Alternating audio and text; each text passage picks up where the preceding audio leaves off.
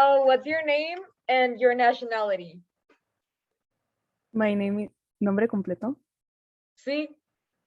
Ah, perdón. Otra, what's your name and your nationality?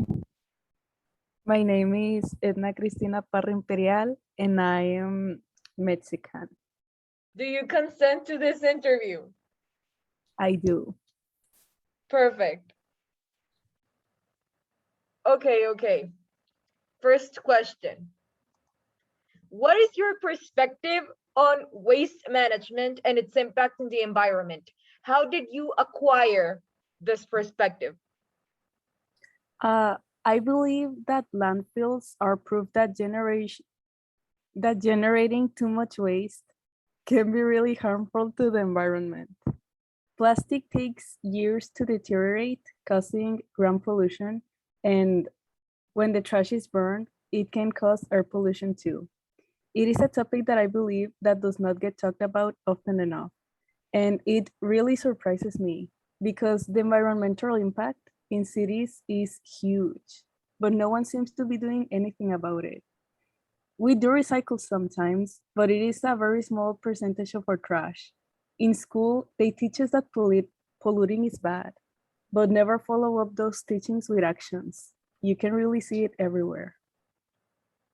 Okay, what aspects of your cultural identity can you relate to this issue?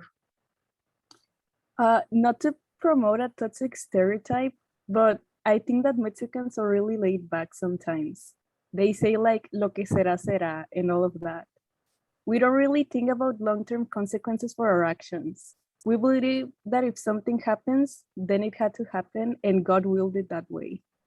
Even if the thing happening is climate change and we brought this upon ourselves, we do nothing.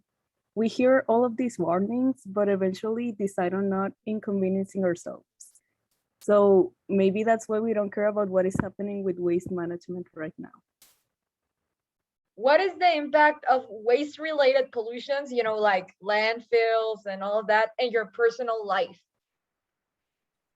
I think that we sometimes forget that the trash we throw away is oftenly burned in order to get rid of it. As an asthmatic person, I have episodes pretty frequently because of the city's air pollution caused by the landfills. It is hard not to notice how it's affecting everyone and when the problem manifests as a health issue by itself. What are beliefs about the issue in your peer group, family, or community? Well, my siblings are young, like me, so they are pretty decently informed about the effects trash can have on the environment. I think that it is something most of the younger generations share, a consciousness about issues that is not matched by our elders. My parents don't really care. Well, they kind of do, but think that they are not going to solve it. So why worry? Sometime someone else is going to recycle for them. Or at least that is what it looks like they believe. Okay, how do you think these groups acquired this perspective or beliefs? I believe consciousness in youth was mainly achieved because of social media. While our parents didn't have as much access to information as we do nowadays, so it is understandable that they don't really care as much as we do. It's the culture they were raised in, I think. How do you think the lack of waste management is present in Mexico? Well, just look outside your window, and it is likely you'll see a small fire somewhere. People are always burning trash, probably because the waste collecting system is really bad, that they can't actually get rid of it properly and have to resort to that in order to get rid of the field. It is a system-wide problem, and I think it really shows. Okay, so here's a little scenario. This is the last question. Well, in Germany, for example, it is the 10th most ecological country in the world, and they are known because of their waste collection program that is really efficient. They usually separate their trash into four different containers, and actually they teach this at school. Like it's put in their education.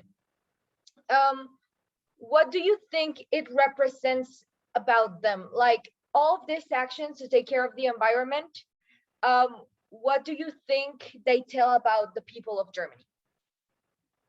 I think that honestly, that sounds great.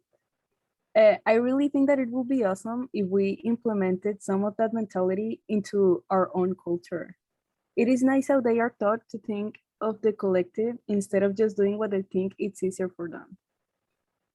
It says a lot about how a culture that believes in partnership can accomplish things faster than one that only cares for their own selves. Okay, thank you for this interview, Miss Parra. I hope you can join us again sometime. And yeah, that would be it. Thank you.